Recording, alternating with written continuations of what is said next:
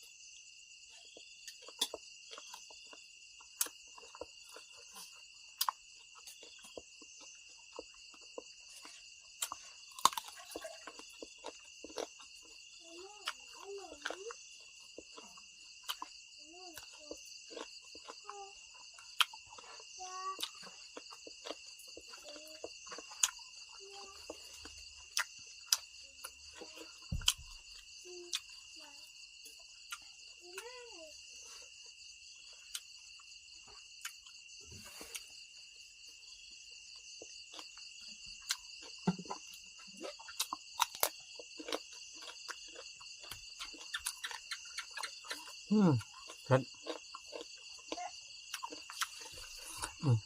เผ็ด